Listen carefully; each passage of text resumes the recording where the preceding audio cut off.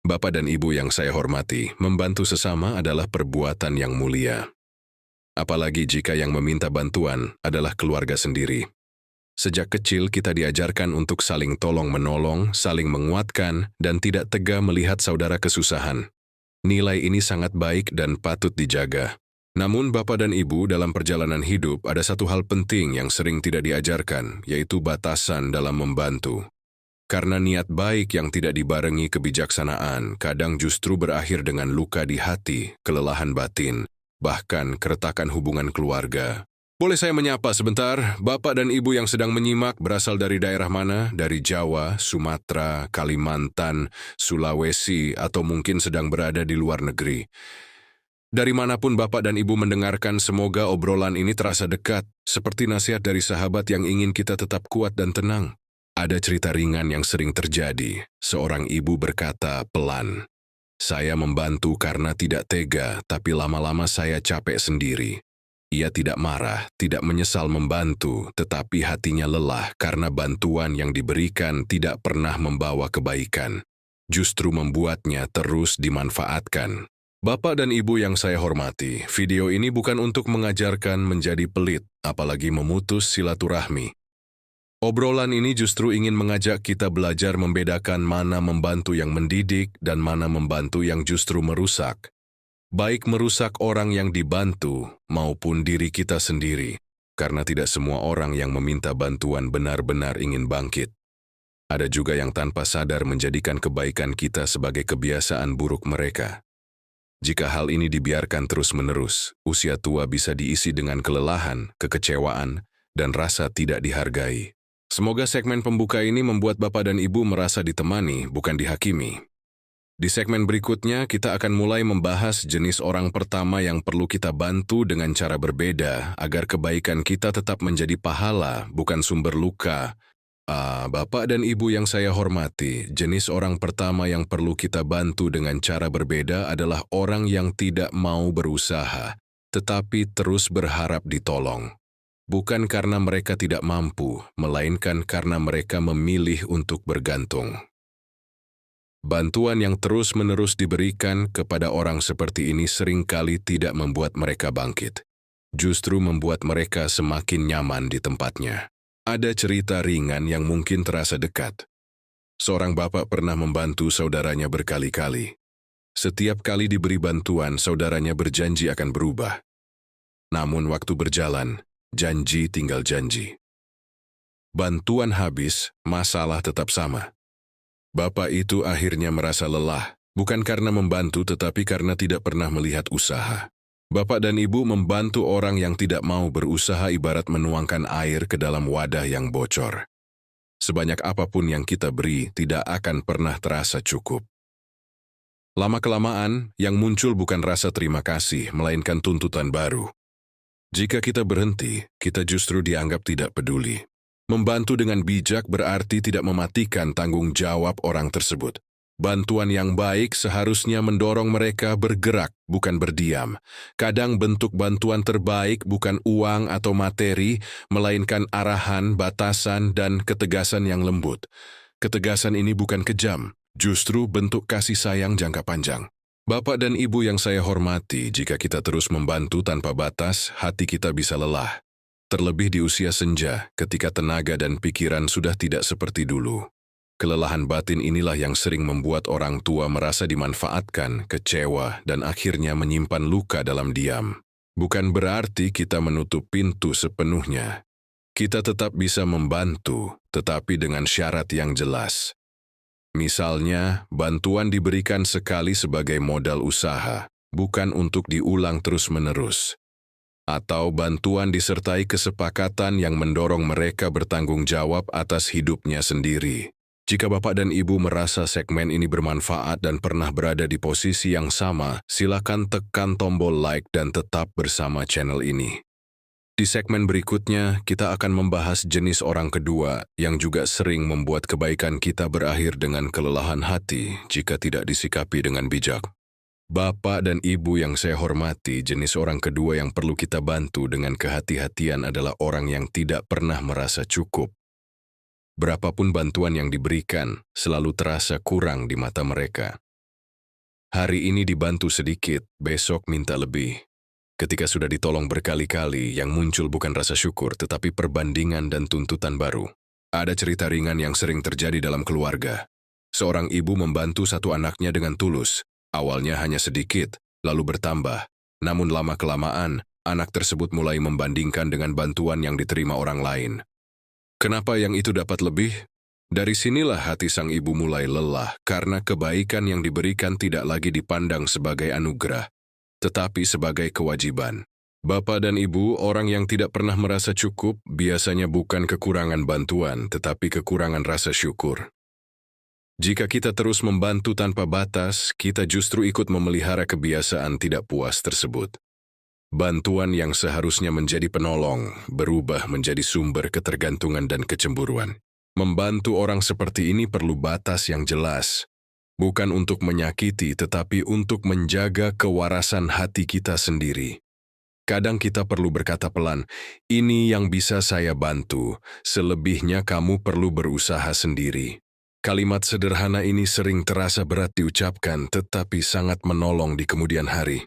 Bapak dan Ibu yang saya hormati, usia tua seharusnya diisi dengan ketenangan, bukan dengan pikiran yang terus terbebani permintaan dan perbandingan. Jika sejak sekarang kita tidak belajar memasang batas, maka di usia senja hati akan mudah merasa tidak dihargai, meski sudah berbuat banyak. Orang yang tidak pernah merasa cukup juga sering tanpa sadar menguras emosi orang lain. Kita jadi merasa bersalah jika tidak membantu, merasa takut dibilang tidak peduli, dan akhirnya mengorbankan diri sendiri. Padahal, menjaga diri bukanlah dosa. Menjaga batas adalah bentuk tanggung jawab pada kesehatan batin. Membantu dengan bijak berarti mengajarkan rasa cukup bukan menuruti semua keinginan. Ketika kita berani bersikap adil dan tegas dengan lembut, kita sedang mengajarkan pelajaran hidup yang jauh lebih berharga daripada sekadar bantuan materi. Di segmen berikutnya, kita akan membahas jenis orang ketiga yang sering membuat kebaikan berubah menjadi luka jika kita tidak berhati-hati dalam menolong. Mari kita lanjutkan obrolan ini dengan hati yang tetap lembut namun juga bijaksana. Bapak dan Ibu yang saya hormati, jenis orang ketiga yang perlu kita bantu dengan sangat hati-hati adalah orang yang terus mengulangi kesalahan yang sama tanpa pernah belajar dari pengalaman. Kita sudah menolong, sudah mengingatkan, bahkan sudah mengorbankan banyak hal. Namun kesalahan itu tetap terulang, seolah nasihat dan bantuan kita tidak pernah benar-benar didengar. Ada cerita ringan yang mungkin pernah Bapak dan Ibu alami. Seorang bapak membantu anggota keluarganya yang terlilit masalah keuangan. Setelah dibantu, ia berjanji akan berubah. Tetapi beberapa waktu kemudian, masalah yang sama muncul kembali. Bukan sekali, bukan dua kali. Sang bapak mulai bertanya dalam hati, sampai kapan saya harus menolong? Bapak dan Ibu, membantu orang yang terus mengulangi kesalahan sering kali terasa seperti berjalan di tempat. Kita lelah, mereka tidak berubah. Bantuan yang seharusnya menjadi jalan keluar justru menjadi bantalan yang membuat mereka berani jatuh lagi karena merasa selalu ada yang menolong. Disinilah kita perlu membedakan antara menolong dan menyelamatkan terus-menerus.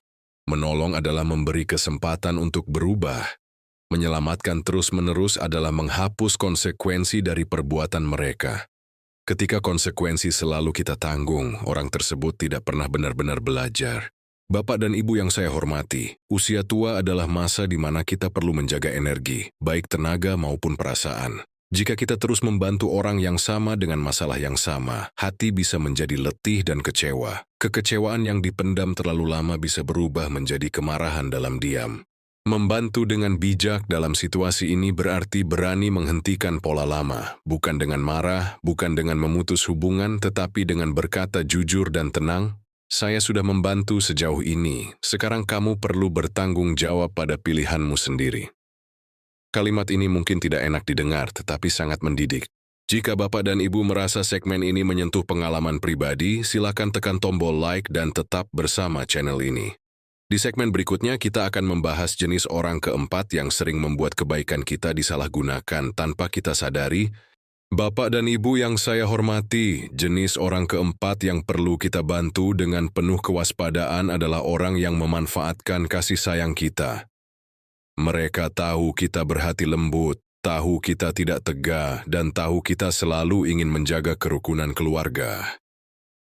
Sayangnya, kebaikan ini kadang dijadikan celah untuk terus meminta tanpa memikirkan perasaan kita. Ada cerita ringan yang sering terjadi.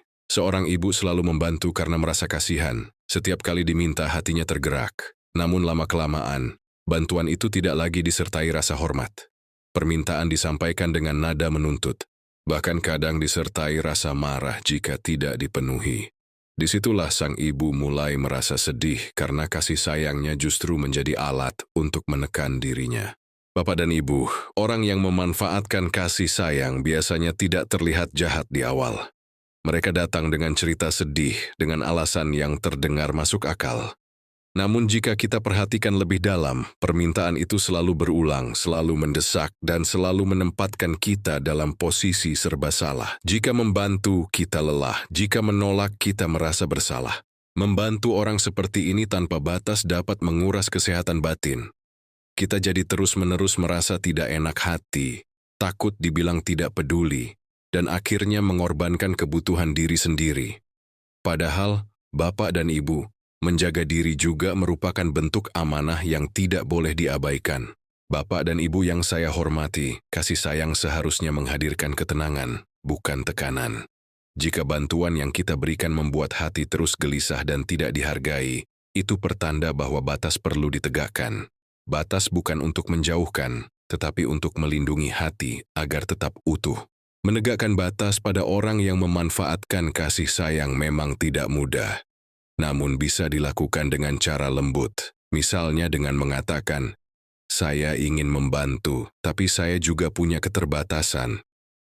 Kalimat sederhana ini menunjukkan kepedulian, sekaligus menjaga diri. Membantu dengan bijak berarti memastikan bahwa kasih sayang kita tidak berubah menjadi alat yang melukai diri sendiri.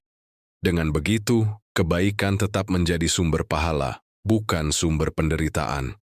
Di segmen berikutnya, kita akan membahas jenis orang kelima yang juga perlu kita bantu dengan cara yang lebih berhati-hati agar hati tetap tenang. Bapak dan Ibu yang saya hormati, jenis orang kelima yang perlu kita bantu dengan sangat bijak adalah orang yang tidak menghargai pengorbanan. Kita sudah membantu dengan tulus, mengorbankan waktu, tenaga, bahkan perasaan. Namun semua itu seolah tidak pernah dianggap berarti. Bantuan diterima begitu saja, tanpa ucapan terima kasih, tanpa sikap hormat. Ada cerita ringan yang mungkin terasa dekat. Seorang bapak rela membantu anggota keluarganya berulang kali. Ia menunda kebutuhan pribadinya demi membantu. Namun ketika suatu hari ia tidak mampu membantu, yang ia terima justru keluhan dan nada kecewa. Disitulah sang bapak sadar bahwa pengorbanannya selama ini tidak pernah benar-benar dihargai. Bapak dan Ibu, orang yang tidak menghargai pengorbanan seringkali melihat bantuan sebagai kewajiban kita, bukan sebagai kebaikan. Lama-kelamaan kita merasa seperti harus terus memberi. Jika berhenti, kita dianggap berubah atau tidak peduli. Pola seperti ini sangat melelahkan, terutama bagi hati orang tua. Membantu orang seperti ini tanpa batas bisa membuat kita kehilangan kebahagiaan. Setiap kali memberi, hati tidak lagi merasa lega, justru dipenuhi kecemasan. Kita mulai bertanya, apakah semua ini ada artinya? Perasaan inilah yang perlu kita dengarkan, karena hati jarang berbohong. Bapak dan Ibu yang saya hormati, usia senja seharusnya menjadi masa menikmati hasil kerja keras, bukan masa terus berkorban tanpa penghargaan. Bukan berarti kita berhenti berbuat baik, tetapi kita perlu menempatkan diri dengan lebih adil. Kebaikan yang tidak dihargai perlu disertai batas yang jelas. Membantu dengan bijak berarti berani mengubah cara menolong. Kita bisa tetap peduli, tetapi tidak lagi mengorbankan diri sendiri. Kadang bantuan terbaik adalah mengajarkan orang lain untuk menghargai, dengan cara tidak selalu tersedia setiap saat. Jika Bapak dan Ibu merasa segmen ini mewakili pengalaman hidup, silakan tekan tombol like dan bagikan video ini kepada keluarga atau sahabat. Di segmen berikutnya, kita akan membahas jenis orang keenam yang sering membuat kita terjebak dalam rasa bersalah jika tidak berhati-hati. Bapak dan Ibu yang saya hormati, jenis orang keenam yang perlu kita bantu dengan penuh kewaspadaan adalah orang yang membuat kita terus merasa bersalah. Mereka jarang meminta secara langsung, tetapi menggunakan kata-kata, sikap, atau raut wajah yang seolah mengatakan bahwa kita adalah penyebab kesulitan mereka. Lama-kelamaan kita merasa tidak enak hati meski sebenarnya kita sudah berbuat banyak.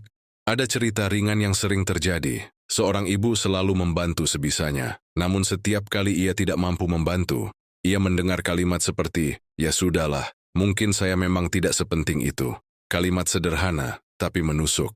Sang ibu akhirnya kembali membantu, bukan karena mampu, tetapi karena tidak tega melihat rasa bersalah yang terus dibangun. Bapak dan Ibu, rasa bersalah adalah beban emosi yang berat. Orang yang sering memainkan rasa bersalah biasanya tahu bahwa kita berhati lembut. Mereka tidak perlu memaksa, cukup membuat kita merasa tidak nyaman. Jika pola ini dibiarkan, bantuan tidak lagi lahir dari keikhlasan melainkan dari tekanan batin. Membantu orang seperti ini tanpa sadar bisa merusak ketenangan hidup. Kita jadi terus memikirkan perasaan orang lain, sampai lupa pada batas diri sendiri. Bahkan ketika sedang lelah atau sakit, kita tetap memaksakan diri, karena takut dicap egois atau tidak peduli. Bapak dan Ibu yang saya hormati, penting untuk mengingat bahwa membantu tidak boleh membuat kita kehilangan kedamaian.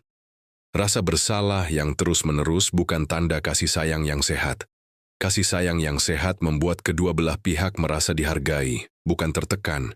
Membantu dengan bijak dalam situasi ini berarti berani menyadari manipulasi halus. Kita bisa tetap peduli, tetapi tidak perlu selalu menuruti. Kalimat seperti, "Saya mengerti perasaanmu, tapi saya juga punya keterbatasan," adalah bentuk empati sekaligus perlindungan diri. Dengan menjaga batas, kita sedang menjaga hati agar tetap lembut tanpa menjadi rapuh. Di segmen berikutnya, kita akan membahas jenis orang ketujuh, yang seringkali paling sulit untuk disadari. Namun dampaknya sangat besar bagi ketenangan hidup kita. Bapak dan Ibu yang saya hormati, jenis orang ketujuh ini seringkali menjadi yang paling sulit diterima karena biasanya sangat dekat dengan kita, yaitu orang yang tidak mau berubah, meskipun sudah berkali-kali dibantu, dinasihati, dan didoakan. Kita berharap suatu hari mereka sadar, namun waktu berlalu dan sikap mereka tetap sama. Ada cerita ringan yang mungkin pernah Bapak dan Ibu alami atau lihat di sekitar. Seorang ibu terus membantu anggota keluarganya dengan harapan suatu hari akan berubah. Setiap bantuan disertai nasihat lembut, namun setelah bertahun-tahun, yang berubah hanya usia sang ibu, bukan sikap orang yang dibantu. Harapan yang terus dipelihara akhirnya berubah menjadi kelelahan batin. Bapak dan Ibu, orang yang tidak mau berubah sebenarnya bukan tidak mampu, tetapi tidak mau mengambil tanggung jawab selama masih ada yang membereskan masalah mereka. Selama itu pula mereka merasa aman untuk tetap seperti itu. Tanpa disadari, bantuan kita justru menjadi alasan mereka untuk tidak berbenah. Membantu orang seperti ini sering membuat hati terjebak di antara dua perasaan, kasih sayang dan kekecewaan. Kita sayang, tapi lelah. Kita ingin menolong, tapi merasa dimanfaatkan. Jika perasaan ini terus dipendam, ketenangan hidup bisa terganggu, terutama di usia senja yang seharusnya lebih tenang. Bapak dan Ibu yang saya hormati, menerima kenyataan bahwa seseorang tidak mau berubah bukanlah hal yang mudah, namun kadang menerima adalah langkah pertama untuk menjaga diri. Kita tidak bisa memaksa orang berubah jika mereka sendiri tidak mau. Yang bisa kita lakukan adalah mengubah cara kita membantu. Membantu dengan bijak berarti menghentikan bantuan yang tidak membawa perubahan. Bukan dengan marah, bukan dengan memutus silaturahmi, tetapi dengan sikap tegas dan tenang. Ketegasan ini bukan tanda tidak sayang, justru bentuk kasih sayang yang lebih dewasa. Jika Bapak dan Ibu merasa pembahasan ini penting dan bermanfaat, silakan tekan tombol like dan tuliskan di kolom komentar pengalaman atau pandangan Bapak dan Ibu. Di segmen berikutnya, kita akan mulai menarik benang merah dari semua pembahasan agar hati kita semakin kuat dan tenang. Bapak dan Ibu yang saya hormati, setelah kita membahas 7 jenis orang yang perlu dibantu dengan cara berbeda, kini saatnya kita menenangkan hati sejenak. Banyak dari kita yang sebenarnya bukan tidak ikhlas membantu, tetapi lelah karena kebaikan seringkali tidak berjalan seperti yang kita harapkan. Disinilah pentingnya memahami bahwa tidak semua bantuan harus selalu berupa pengorbanan tanpa batas. Ada cerita ringan yang mungkin terasa dekat. Seorang bapak dikenal sangat dermawan. Ia selalu membantu keluarga dan kerabat. Namun suatu hari ia mulai merasa mudah marah dan gelisah. Setelah direnungkan ternyata bukan karena ia berhenti berbuat baik, tetapi karena ia terlalu sering mengabaikan dirinya sendiri. Dari situ ia belajar bahwa menolong orang lain tidak boleh sampai mengorbankan kesehatan hati. Bapak dan Ibu, membantu dengan bijak bukan berarti kita berubah menjadi pelit atau tidak peduli. Justru sebaliknya, kita sedang menjaga agar kebaikan tetap lahir dari ketulusan, bukan dari rasa terpaksa. Bantuan yang diberikan dengan hati yang tenang jauh lebih bermakna daripada bantuan yang disertai luka batin. Seringkali orang tua merasa takut jika berhenti membantu akan dianggap egois. Padahal, egois adalah ketika kita hanya memikirkan diri sendiri tanpa peduli orang lain. Sedangkan menjaga batas adalah bentuk kebijaksanaan. Kita tetap peduli tetapi juga sadar akan keterbatasan diri, apalagi di usia yang tidak lagi muda. Bapak dan Ibu yang saya hormati, usia senja adalah masa berharga.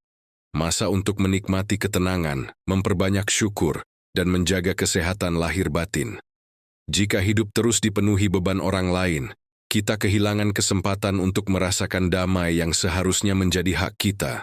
Membantu dengan bijak juga berarti berani berkata jujur pada diri sendiri. Apakah bantuan ini benar-benar menolong atau justru memperpanjang masalah? Pertanyaan ini penting agar kita tidak terjebak dalam pola yang sama bertahun-tahun lamanya. Ingatlah, kita tidak bertanggung jawab atas pilihan hidup orang lain. Dengan memahami hal ini, Bapak dan Ibu sedang melindungi hati sendiri tanpa harus memutus kasih sayang. Kebaikan tetap berjalan, tetapi dengan arah yang lebih sehat. Di segmen terakhir nanti kita akan merangkum seluruh pembahasan dan meneguhkan kembali langkah agar hidup terasa lebih ringan dan damai. Bapak dan Ibu yang saya hormati, di segmen terakhir ini mari kita tarik napas sejenak dan merangkum semua yang telah kita bahas. Kita belajar bahwa menolong adalah perbuatan mulia, tetapi menolong tanpa kebijaksanaan bisa melelahkan hati. Terlebih jika yang kita tolong adalah orang-orang yang tidak mau berusaha, tidak pernah merasa cukup, mengulang kesalahan yang sama, memanfaatkan kasih sayang, tidak menghargai pengorbanan, memainkan rasa bersalah, dan tidak mau berubah meski sudah dibantu berkali-kali. Semua jenis orang ini bukan untuk dibenci atau dijauhi, tetapi untuk dibantu dengan cara yang lebih tepat. Karena membantu bukan soal seberapa banyak yang kita berikan, melainkan seberapa sehat dampaknya, baik bagi mereka maupun bagi diri kita sendiri.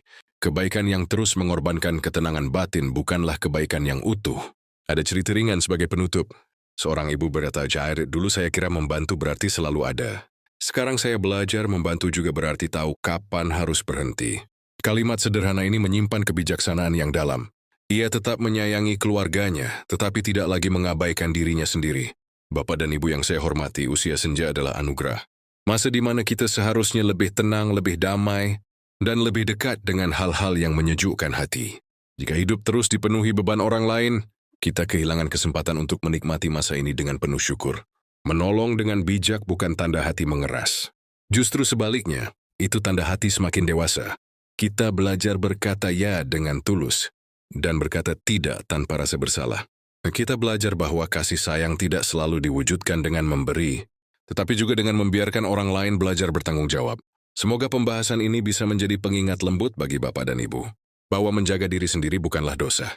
Hati yang terjaga akan lebih mampu berbuat baik dengan ikhlas. Hidup pun terasa lebih ringan, lebih damai, dan lebih bermakna. Jika Bapak dan Ibu merasa video ini bermanfaat, jangan lupa untuk subscribe channel ini agar tidak ketinggalan pembahasan hangat dan penuh makna lainnya. Tekan tombol like dan bagikan kepada keluarga atau sahabat yang mungkin sedang membutuhkan penguatan hati. Terima kasih sudah menemani sampai akhir. Semoga sehat selalu dan hati kita senantiasa dilapangkan.